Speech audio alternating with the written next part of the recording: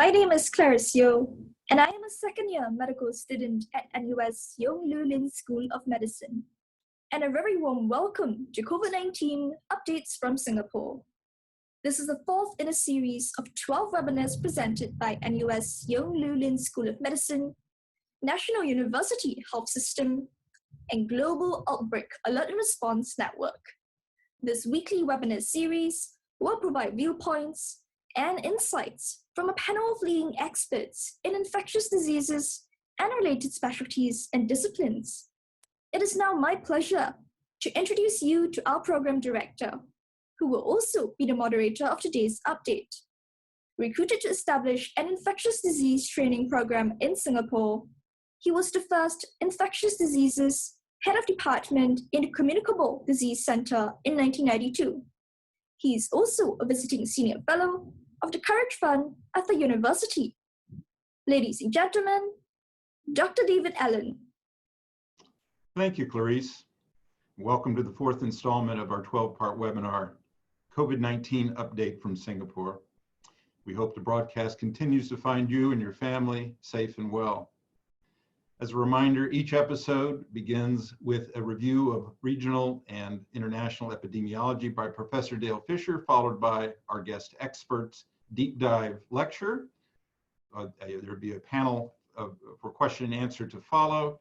Then we'll have a review of key events of the evening and topical events by Professor Fisher, followed by a review of next week's talk. We wish that you will send in your questions, and we welcome your comments of how we can serve you better.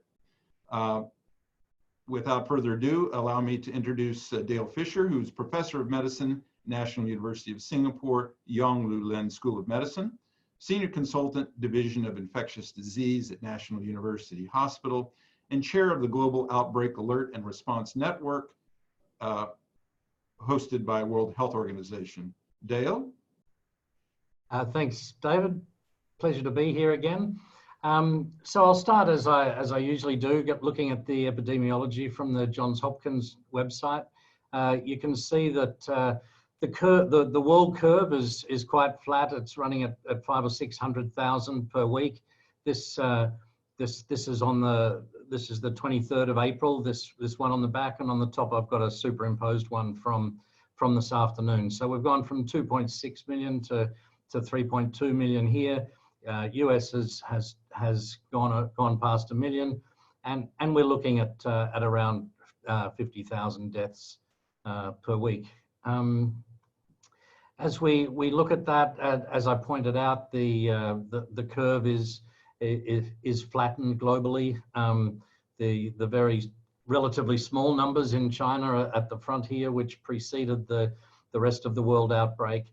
The brown ones representing Europe, and you can see they are tailing off, yellow representing the Americas, and all these smaller colors are other WHO regions. You can see the deaths on this black line. So, roughly around 5,000 or 6,000 deaths a day, and the cases on this line, so it's around 60 or 70 cases, 1,000 cases a day. Looking at the Western Pacific region, you can see these two areas of catch-up. So this was when China added in all those extra cases that were in January, but weren't tested because, so these were diagnosed clinically and radiologically, and the number was inserted later. And likewise, they caught up on the deaths lately. So they're the two spurious aspects of the epi curve. So this is green is China, and the yellow is the rest of Western Pacific region. Feel free to have a look at your favorite country there, but highlighted are the pinks and yellows. So particularly Singapore, as we know, is highlighted because of its significantly increasing numbers over the last week. And you can see some other countries there. These are the epi curves, all the different shapes of the epi curves. Singapore exponential and flattening. We'll talk a bit more about that later. Japan starting to come down. Australia, like New Zealand, very, very low numbers now, single figures, and looking at leading the way in unlocking what has become locked. Korea with its early outbreak and now very good control. The Southeast Asian region, that's still on the way up, and with it the deaths, and that's being led really by a number of countries: India, Bangladesh, Sri Lanka, Maldives are small numbers, but nonetheless big increments. And this is obviously partly testing capacity, but it's also true to a degree. As we look at Euro, the European part of the WHO regions, all coming down, and we know they're all locked down. They're all Germany, Italy, Spain, all those numbers coming down. You can see when the black line is above, you can see that you've got like 3,000 or 4,000 deaths here for 30 or 40,000 cases. So you're running at an apparent 10% case fatality rate. So just keep a lookout for that in the epi curves. We know it's not really 10%. There's huge under ascertainment in these countries when they were just they couldn't keep up with the testing and were really telling people to go home without a test. So as I guess China was criticized early on for not recognizing all the mild cases, everyone else I think is now clearly appreciating that it's very difficult. As we look at the numbers, everyone's basically coming down except Russia is having a spike up, and they've recently locked down, so they're just I guess a little bit late to arrive, but as you'd expect, big numbers there, 50,000 up to nearly 100,000 over the last week. And as well, pick your favorite country. I'm not going to go through them all, but all running slightly different epi curves. And here they are, so Spain, Italy, UK, Germany coming down. Germany has done well in the case fatality rate. They've actually, I'm led to believe, got a very good ICU capacity. So we're able to weather the storm fairly well, as opposed to France, which the black line being very significantly above the blue bars. I was asked a week or two ago in the chat about Sweden, so I thought I'd just produce that here because everyone's talking about what they're doing. So here they are as of yesterday: 20,000 cases, 2,500 deaths. So that's 10% on the crude numbers. So obviously under ascertainment, but with those sort of deaths, I do wonder about how overwhelmed their hospitals might be. That strikes me as a lot of COVID deaths in a country of 10 million. Here's some mobility data for Sweden, and actually they haven't had a lockdown, but you can see since early March there's been community behaviour to see driving, walking, transit coming down.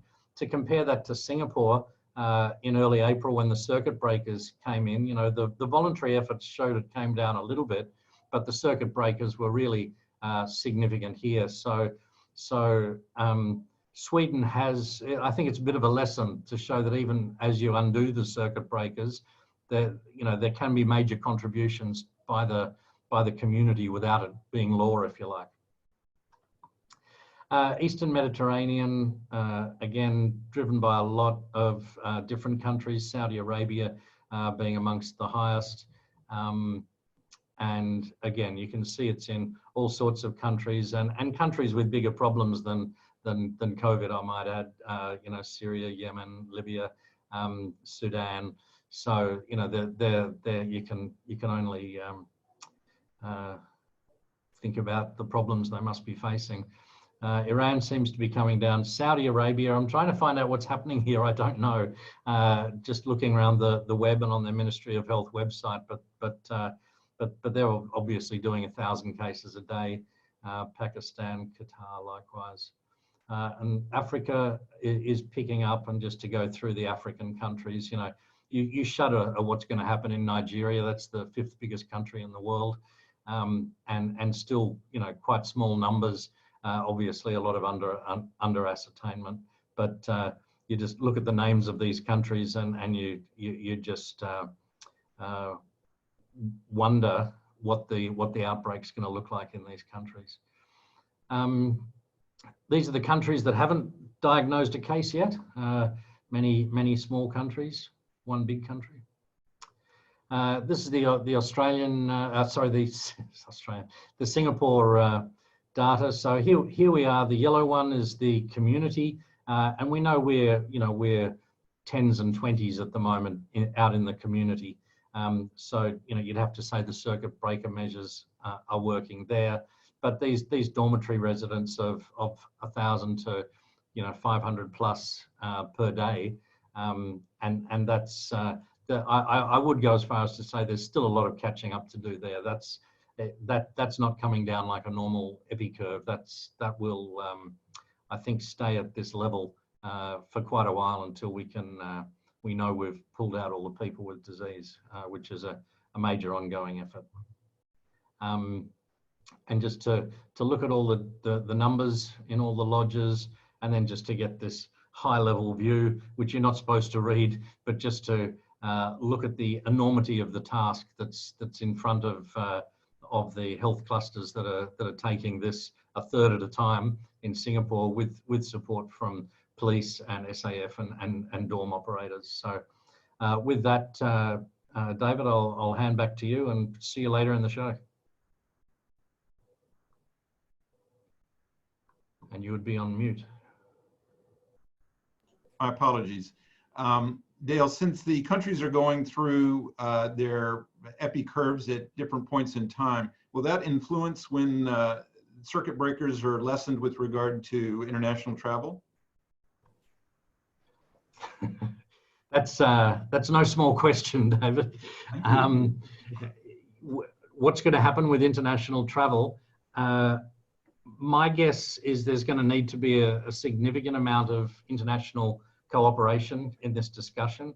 I predict it might go the way it was the way it was locked up. It might be looking for countries with equally low prevalence and saying, okay, it's safe to fly to China or Australia or something like that. I think it's a long time till we're flying into New York, for instance, but yep. But that's how I think it might happen. But I'm not sure how you're gonna distance in an economy flight. So I'm not sure what a plane's going to look like at this time either, David. Right. All right. Thanks so much, Dale. We'll come back to you later. And I want to remind everybody, there's looking down at the toolbar, there's only 3 questions. We do encourage you to write in questions. Dale's said some provocative things, and he should be questioned about them.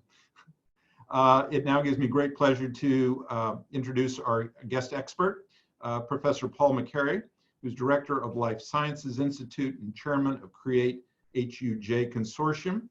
He's in the Department of Microbiology and Immunology at National University of Singapore. Title of his talk this evening is The Trinity of COVID-19, Immunity, Inflammation, and Intervention. Prof? Professor Allen, thank you so much for that kind introduction. I just want to start by saying what a real privilege it is to be asked to speak at such an interesting lecture series. And my remit for this evening's presentation is to provide an immunologist's perspective on the current outbreak. So what I'm going to do is I'll start with a brief introduction into the virus and some of the epidemiology around the COVID-19 disease, and I'll give my own kind of opinion and perspective on that.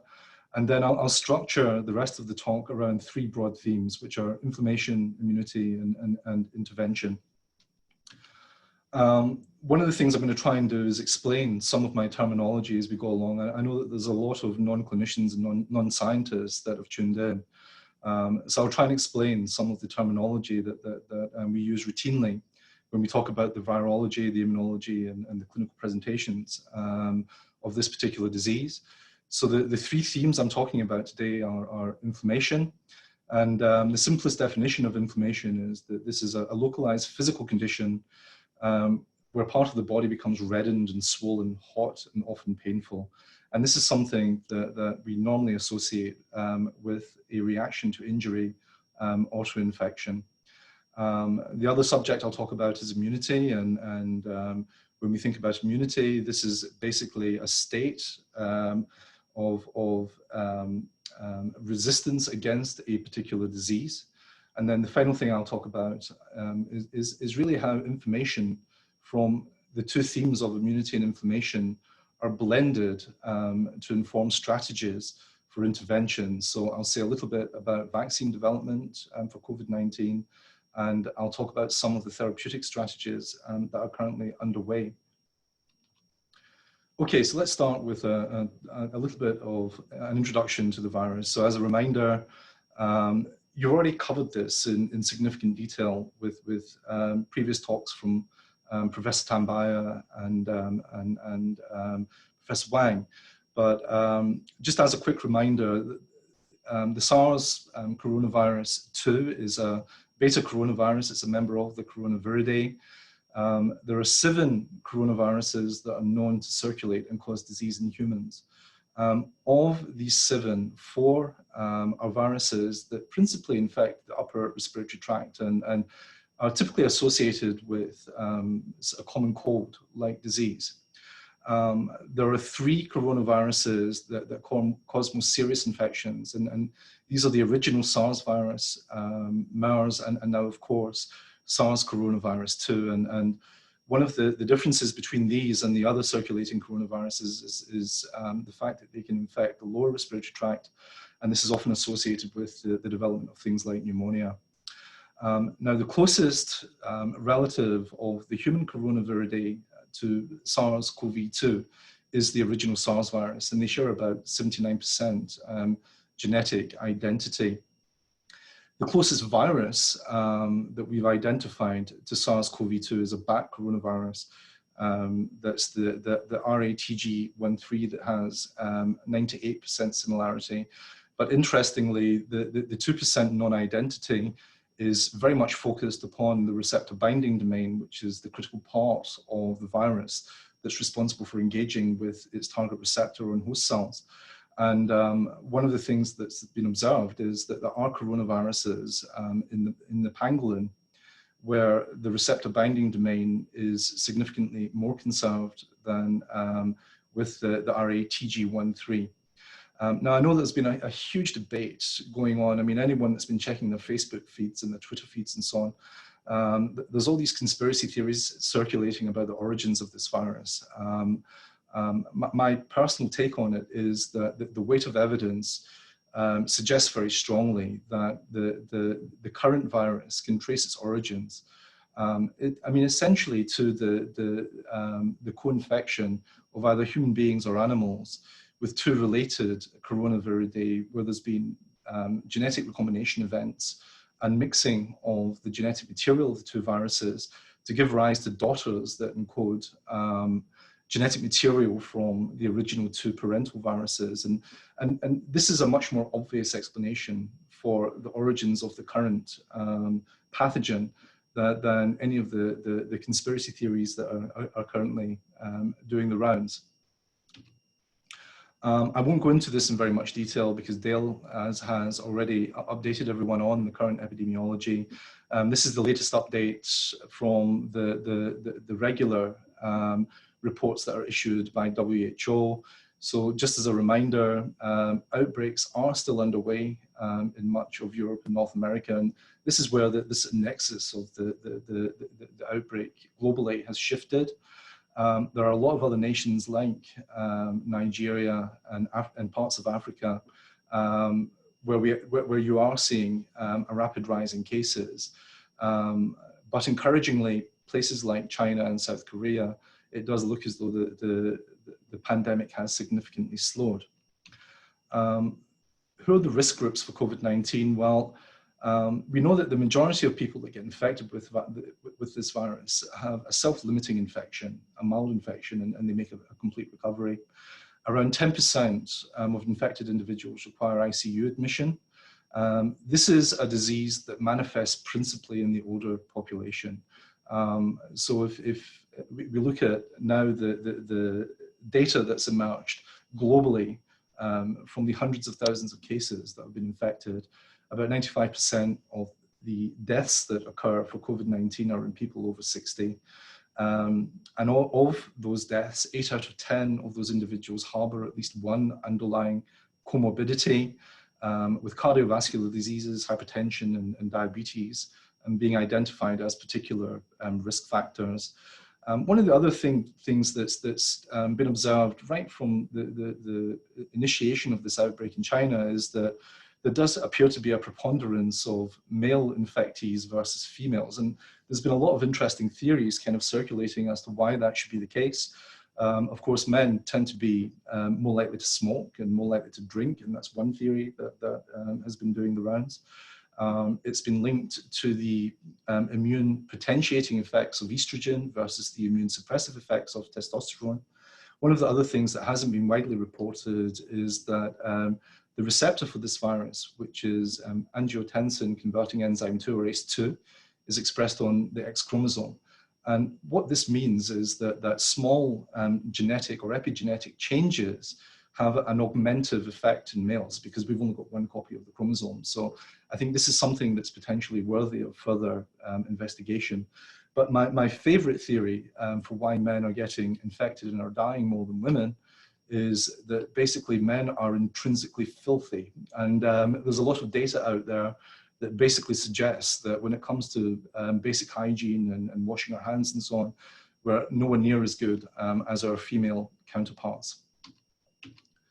One of the interesting things, certainly, that I've observed from the epidemiology that's emerged with this disease are the wide variations in the case fatality ratios between countries.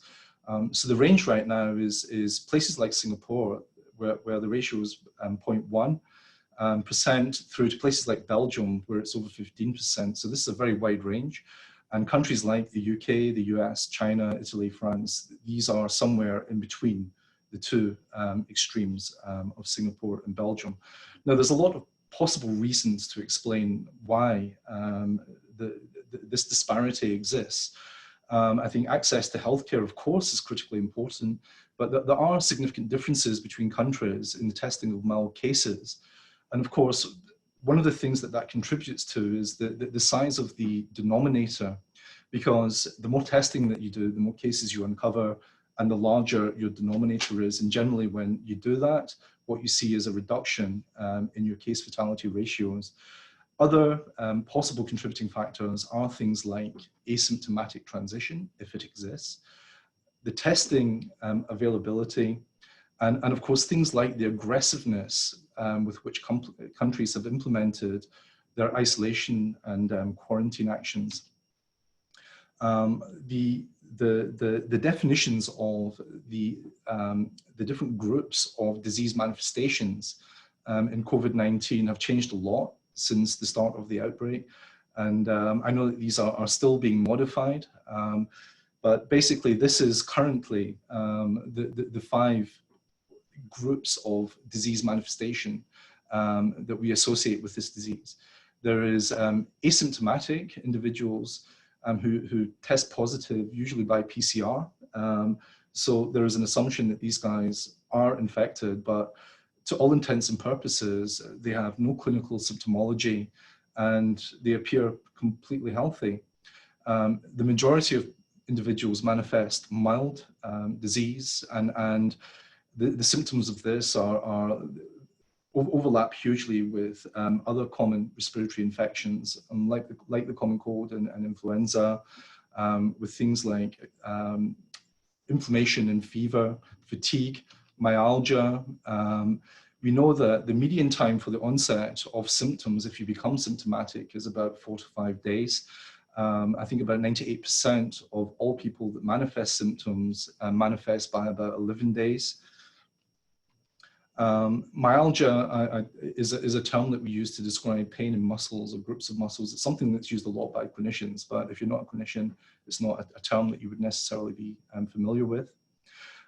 We move from mild to moderate disease, and these are individuals that manifest pneumonia. But the reason it's still classed as moderate is because they don't have any obvious hypoxemia, and I'll describe what I mean by that in a sec. And they also have chest CT with lesions, and a chest CT is basically just an augmented form of X-ray where you use computerized tomography to generate an X-ray image that's higher resolution.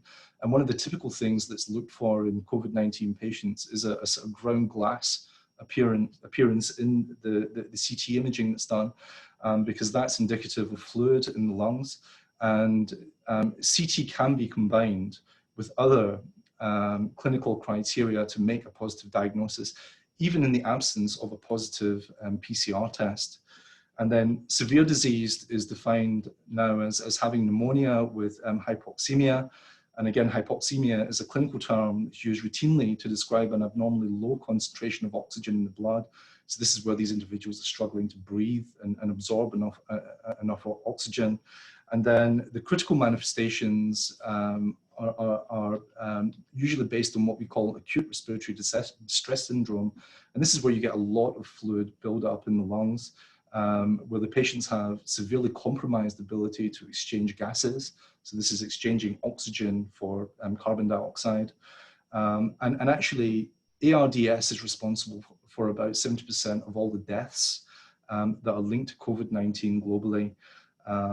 If we delve a little bit more into the cause of death, we know that cytokine storm and viral sepsis manifests in about 28% of the fatalities in this disease, and about 12% of the individuals globally manifest cardiovascular damage and symptomology. So what I'm going to talk about now is basically the role of inflammation in this particular disease.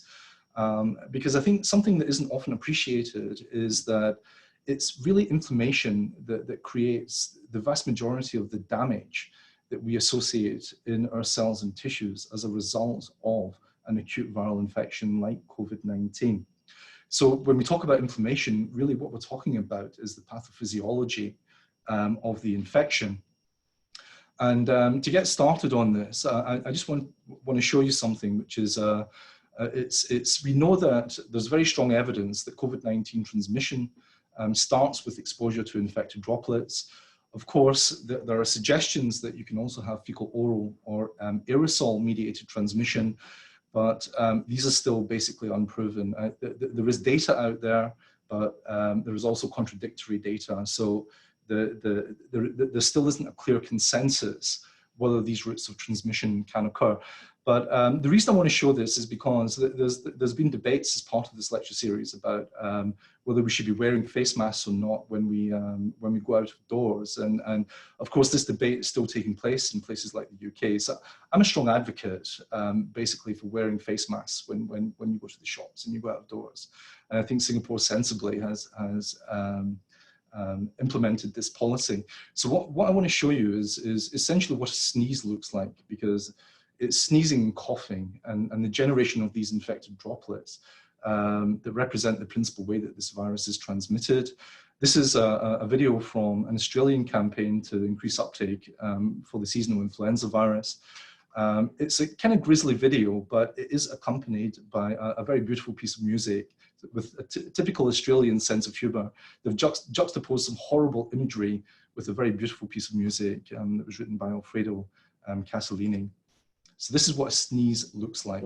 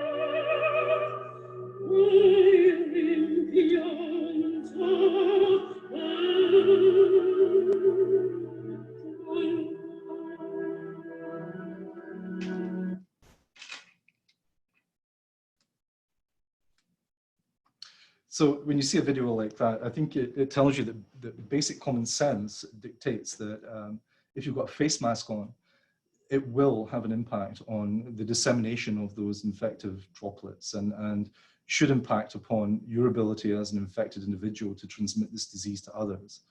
So that's one of the reasons that I'm a strong advocate for wearing face protection.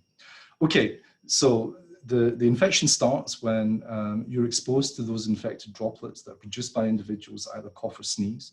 These things are taken into the lungs, into the airways, and the virus then binds to epithelial cells in your lungs that express the ACE2 receptor. And then the virus is internalized into those epithelial cells where it starts to divide and replicate. And this is really the first trigger for the inflammatory response that underlies a lot of the morbidity that's associated with this particular disease. One of the things we know is the spike protein for this virus that binds to ACE2 requires processing through the furin protease and another serine protease that's called TMPRSS2. And a combination of ACE2 and TMPRSS2 are targets for therapeutic development and targeting as part of trying to treat this particular disease. Now, what happens once the virus gets inside your lung epithelial cells is it's initially detected by innate immune receptors that are basically designed to respond to invariant molecular patterns that are associated with the virus. And these are things like the viral RNA. It's things that differentiate the virus from our own cells and tissues. And these initiate an inflammatory signaling cascade that basically starts the process of recruiting immune cells, immune effectors into the lungs, and initiates the fever response through the secretion of interleukin-6, where it goes to the liver, and you start making all the components that we associate with a fever response that result in the increased temperature. And a lot of the things that we associate with a viral infection, you know, the bone ache and the lethargy and all the awful things that we link with viral infection. Now, one of the things we know about this virus is cytopathic, which means as part of its natural life cycle, it kills the cells it infects. And when it does it, it does it through a particularly pro-inflammatory process that we call pyroptosis. So when COVID-19 replicates and matures and produces thousands of daughter viruses inside infected cells, the infected cells die off as they release these daughter viruses. And they do this in a way that's particularly pro-inflammatory. They release a number of factors that can help augment inflammation around that site of infection. Now, usually what happens is at the sites of infection, you'll get localized infiltration of immune cells. You'll have localized inflammation. And the cells that are drawn into that infected site will deal with the virus. They'll deal with the infection. And over time, the virus is mopped up and it's cleared. The inflammation dies down and the patient makes a complete recovery. But what happens in people that are a little bit older, people that have comorbidities, for reasons that are still not entirely clear, their ability to regulate their immune reactivity is often compromised. And in these individuals, they can basically manifest inflammatory responses that last for significantly longer. And a subset of them will end up with this systemic inflammatory response that's linked to cytokine storm and viral sepsis. And when that happens, what you end up with is a disease that doesn't just manifest in the lung, but will also present in the other organs like the heart, the kidney, the liver, and so on. One of the things that really differentiates this outbreak from the original SARS outbreak is the rapidity with which we've been able to solve structures of vital viral proteins.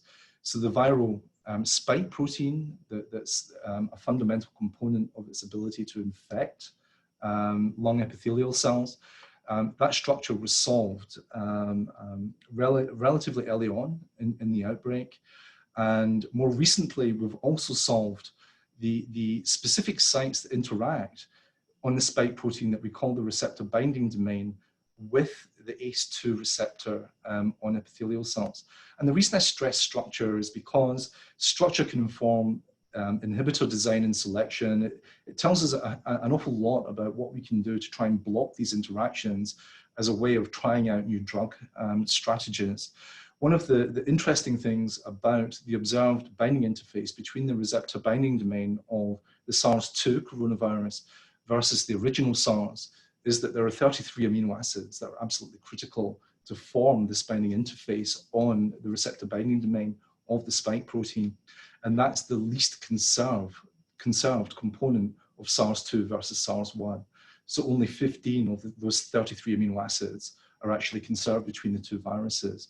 And the reason I'm stressing that is because everything that we're finding out about natural immunity to this virus tells us that antibody responses targeting that specific interface are critical to immunity for this virus.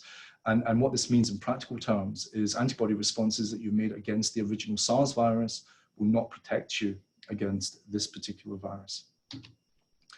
Okay, so you start off by initiating an inflammatory response during the early sort of viral response phase. This is where you're mobilizing your immune system and you're basically gearing up to fight off this virus.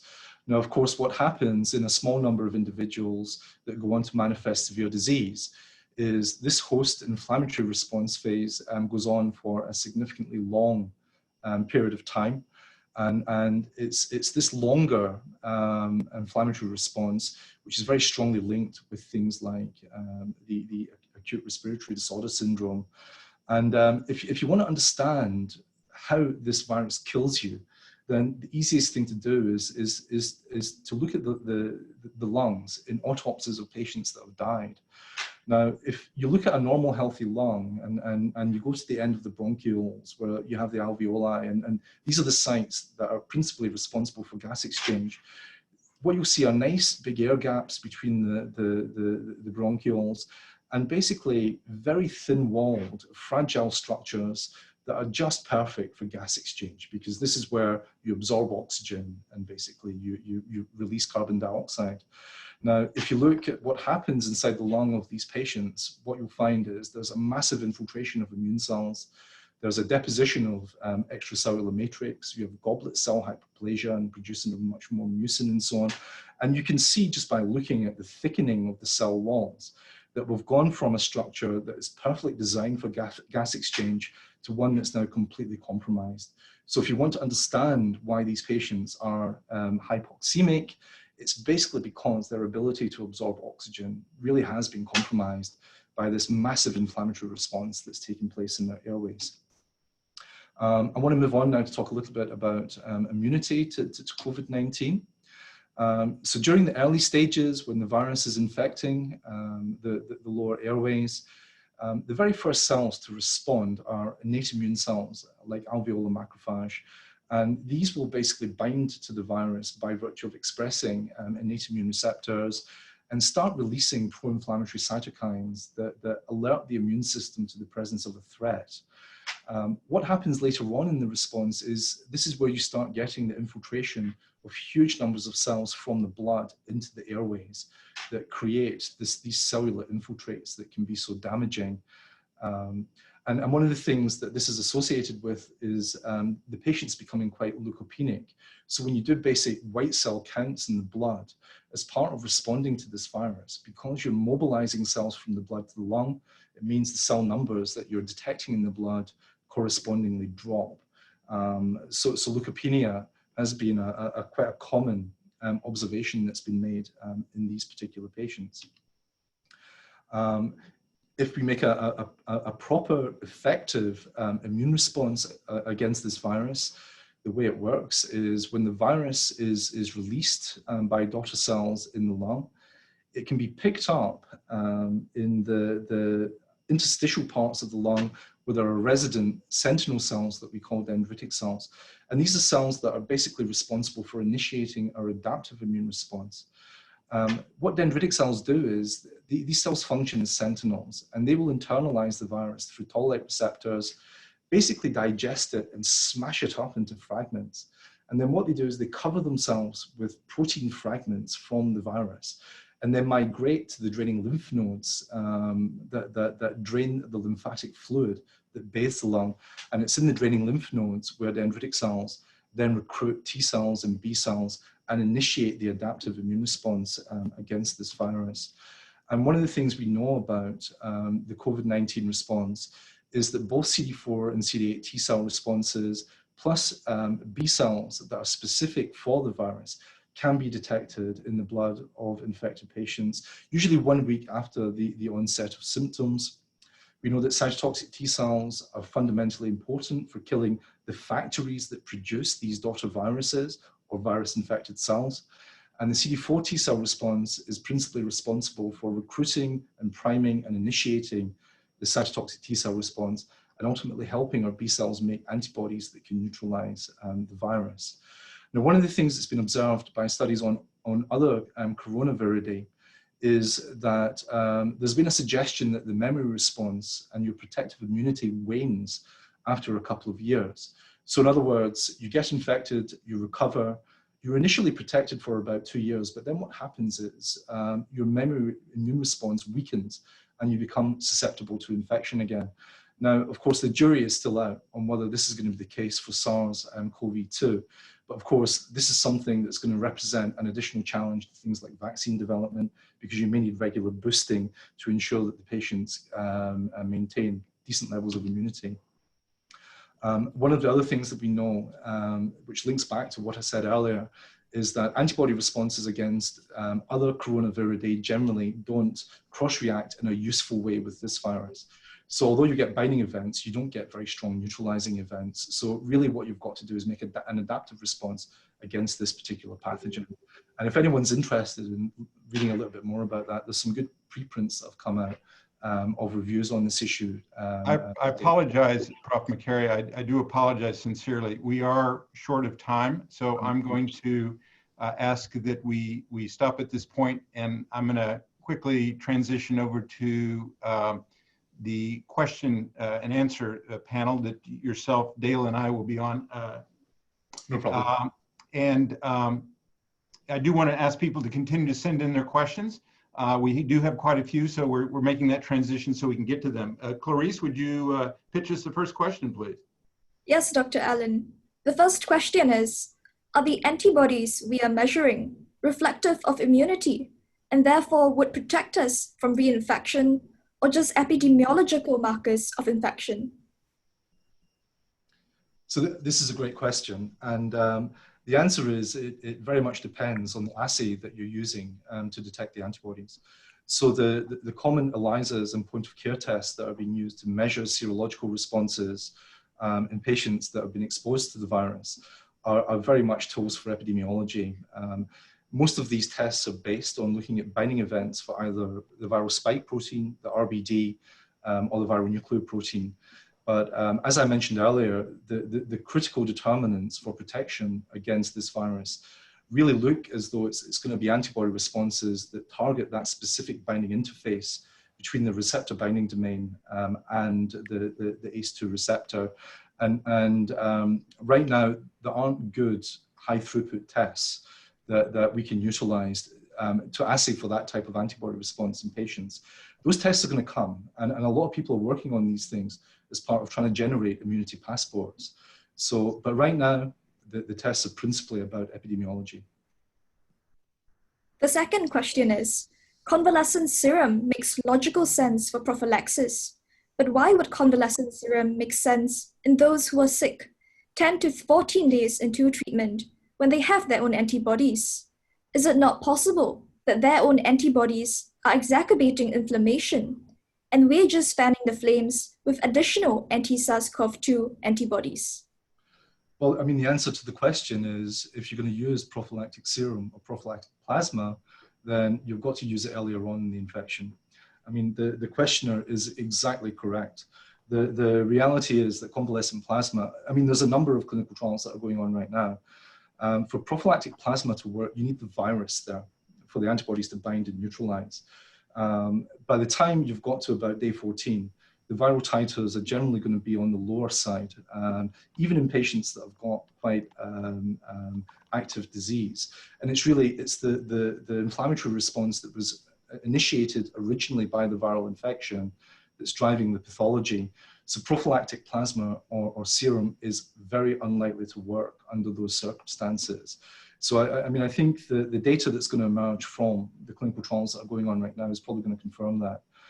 But I mean, I can tell you that applications of prophylactic serum and plasma in other disease contexts, like Ebola, for example, really did hammer home the idea that you've got to identify the patients as early as possible, get them while they're still highly viremic, and then that is where you're most likely to see the strongest impact of giving a polyclonal mixture of antibodies that are going to neutralize the virus.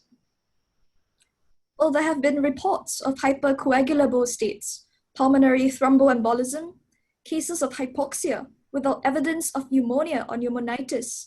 What are your thoughts on this and the role of the immune system in mediating these pathways?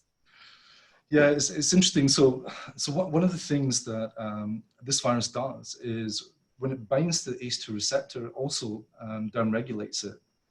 And there are suggestions from a number of studies that were conducted during the original SARS outbreak, quite a few years ago, that suggested that that is a direct mechanism that can essentially compromise the integrity and homeostasis of the lung and interfere with the angiotensin renin pathway. And this is a pathway that can link in to things like coagulation pathways and so on in the blood. So there is a possibility that this virus, even in the absence of engendering very powerful inflammation and immunological responses, can mediate direct pathogenic effects through its interference in the ACE2 renin nexus. So again, I think this is something that, I mean, the reports are still relatively anecdotal, and it is something that's worthy of further investigation. But I don't have a clear answer to that question yet.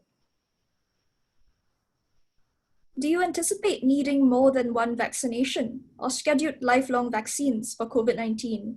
Or are we jumping ahead of known science? I think it's a really good question. So if the data from the other coronaviridae extends to SARS-2, then it's almost certain that we will need periodic boosts. In the same way we get for things like, the tetanus. If you think about how often you need tetanus jabs, because eventually what happens is the strength of the immune response that you elicit initially after you get your first jab, it does weaken, and it does leave you eventually susceptible to reinfection. So there are precedents where you can be revaccinated and boosted over time.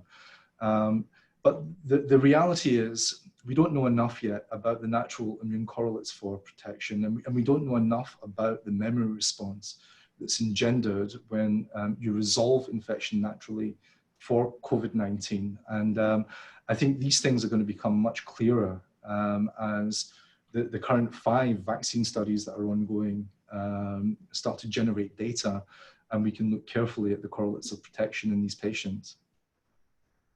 Let me answer that question as possibly. I apologize. Let me just jump in and just brief answer. Will testing T cells for SARS-CoV memory supplant measuring antibodies? Is that a useful approach?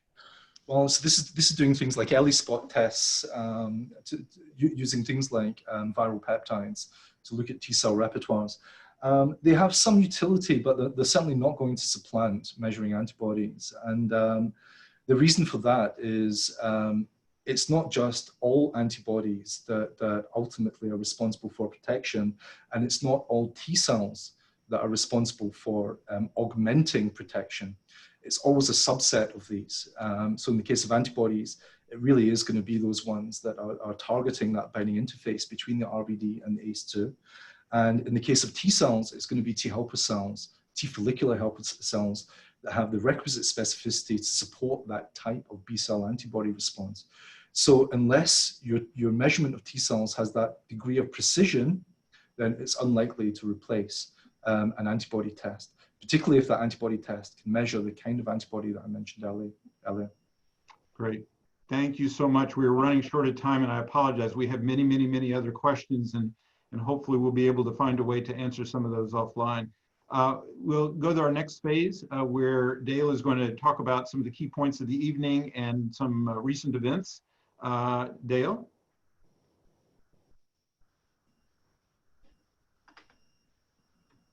Thanks, David. Right. Yeah, that was a pity. There's 1,000 things I want to ask you, Paul. We'll have to do a part B maybe for this. Maybe where you just answer the 1,000 questions on the chat. Okay, so just a few things that I wanted to talk about this week that have been quite topical. I just want to talk. Mobility reports are becoming more of a tool to recognise, I guess, what's happened in northwest Tasmania, and that go on turned 20 2 days ago. So firstly, on the mobility reports, both Apple and Google have got versions of this. You can see it up there. It's very easy to find by Googling either. You can look at the country and look at this. So I've just got a few examples, and you can see here what with the lockdown in Malaysia, how it's broken down into retail and recreation, grocery shopping, going to parks and beaches and marinas and things, transit stations, which are bus stops, train stations, workplaces, and residential. So in Malaysia, the only one that's gone up is residential, and really everything else is sort of 60, 80% of what it was, or down actually, so 20% of what it was. So you move that to Singapore, and again, it's not as strict here, but we're still in the sort of -60s for everything, and the only one that's gone up is residential, which is 47% up. Dale, I apologize to interrupt, but we don't see your slides.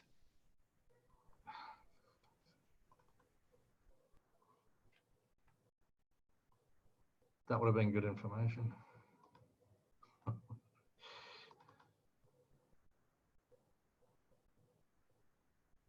Okay, you got them now? Yes. Are they there now? Are they there now? Yes. Okay, so just to talk on the mobility reports. So these are things that are coming up. You can look at the Google address there, and Apple also have a version. Just again, looking at Malaysia, so you can see most of these markers: the retail, recreation, grocery, pharmacy, parks, beaches, public transport stations, workplaces, and the only one in Malaysia that's up is 40%. There's clearly a marked decrease in mobility and activity. Singapore, not quite so much, but it's sort of in the 60s rather than the 80s. Going to the supermarket hasn't really gone down much, but look at this, parks are down 57%. So people have really taken this to every extreme, perhaps emphasized by the fact that even going for a walk outside, we have to wear a mask, so it stops that.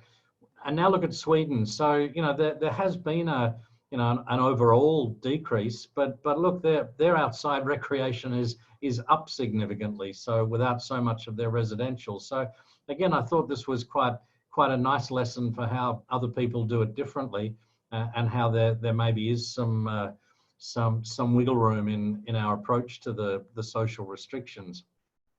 The next one is on Northwest Tasmania. I received this through Ausbug, the ID listserv, and in Australia. And I just wanted to, I think our sympathies would be with everyone in Northwest Tasmania. It's Burnie. I did a little bit of my training at that hospital. The purple ones are the staff, and this is probably, I don't know of a bigger documented healthcare worker outbreak than this. There were 114 cases in this altogether. So you can see they're coming to the end of their run here. So this is good, but it caused a lot of turmoil, I know, with having to close the hospital or get massive numbers of replacement staff from elsewhere to come and do it, because if you weren't infected, you were a contact. So So this was turmoil. They've come out with 16 recommendations, including not crossing from one hospital or one institution to another. And as well as that, what wasn't on the reports actually, which I know is a big deal here in Singapore and I strongly support, is having team A and team B. And every orthopedic team, every surgical team, every medical team is separated, both at work and at leisure, so that if there is an infection, then at least you've got you've got a clean team, if you like. So if you're not doing that, I would strongly recommend that you look at segregating your groups so that you don't have this type of thing happen. But I'm sure this has been the roughest month of all in Tassie. So good luck, and I hope everyone gets better, and that there's some easier times ahead for you. And just the last one was it's Happy Birthday Go On. 20 years ago, on April 28th was their first meeting. People ask, what is Go On doing now? This Go Data tool is available. It's freely available to manage data during an outbreak. It's not too late if you wanted to do it and start entering your raw data. There's been a lot of inquiries about this. It was produced by Armand Betula in Geneva, and he's really engineered something marvelous here. But since it's been engineered, it's now in 38 regions, and it can still be implemented now by briefings, webinars, trainings, and as I said, it's free. It's in multi-languages. It's highly configurable to what you need. It can make nice transmission trees like that, which just pop out when you add in all the raw data. You can do a mobile app for contact tracing, and that can be submitted straight back to the main database. What are we doing in training? There's a group of about 30 Go On partners, 30 of the 260 that are really involved in COVID capacity building and various training initiatives. They're doing this via a knowledge hub where they can actually keep a lot of that information. So Go On partners can freely go and access quite a lot of operational and training materials in capacity building, in Go Data. There's a lot of research being coordinated through us, and a lot of risk communication, community engagement strategies. They keep a watch list here, and you can see we even appear on the watch list for our weekly webinar series. We've got an outbreak series, which coincidentally, actually, it wasn't supposed to be part of COVID, that we initiated as part of our 20th birthday celebrations. So anyone that wants to submit something through BMC, there's special efforts looking for good outbreak response work. Been a lot of stuff on Facebook. I'll just flick through this because I know we're late, but these are comments and efforts from a lot of our partners, the EMFNet network, NICD from South Africa, Robert Koch Institute, TEFINet, London School of Tropical Medicine, ITM in Belgium, Institute of Tropical Medicine, London School of Hygiene and Tropical Medicine, European CDC, the Japan National Center for Global Health and Medicine. So a lot of partners doing a lot of work, even at a time when you can't travel. Johns Hopkins, ISRIC, IOM, EMFNet again. Within WHO, all the regions are trying to coordinate efforts and support countries as needed. I didn't ask for this, but there's Sharon. Hi, Sharon.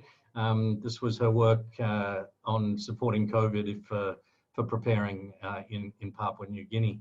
So there's a lot of stuff happening outside Singapore and outside your own country. So think about it, and also think of these poor guys. They're not getting a lot of sleep either. This is a good friend of mine, Mike Ryan, who is one of the founders of Go On, and he's of course the director of the ADG, the Associate Director of the World Health Organization Health Emergencies Program. So you see him all the time, sitting next to this man, Dr. Tedros, who I think is doing it tough and has all my sympathy.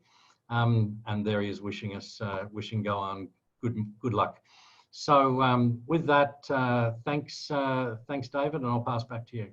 Great. I was looking at the list of well-wishers. I didn't see anything from the administration of the United States. Did I just miss that?